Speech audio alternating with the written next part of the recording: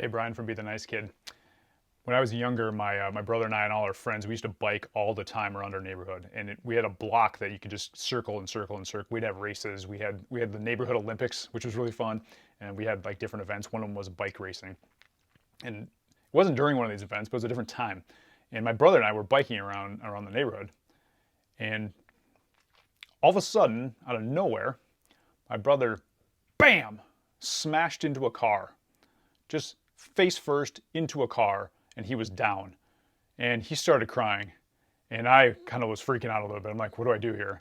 So I got him up. We started walking back to the house, and my mom was home. I said, Mom, T just just hit a car. And she said, he got hit by a car? I'm like, no, no, no, no. He hit a car. She said, how did he hit a car? She said, we were biking, he hit a car. And she said, looked at his mouth, and he had a tooth missing right there. No, this whole big gap, no tooth. And she said, Brian, go get his tooth. Go find his tooth. So I went back out to the car. I started looking around on the ground, and I couldn't find it. I could not find the tooth anywhere. It was nowhere to be seen. I walked back and I said, Mom, it's not there. I don't know where it is. So she said, okay, that's fine. We're going to go. I called the dentist. We're going to get an appointment. We're going in there right now. So we hopped in the car. We all went to the dentist's office. My brother was still in a lot of pain, kind of had an ice pack on his mouth now. Lips were big, big swollen lips, kind of bleeding gums a little bit, which I know sounds kind of gross. But we got to this dentist, and the dentist checked him out. And he walked out to my mom, and he said, so your son hit a car? I said, yeah, he was biking, and he didn't see the car, and he ran right into the car. And the dentist said, was the car blue? And my mom's like, yeah, the car was blue.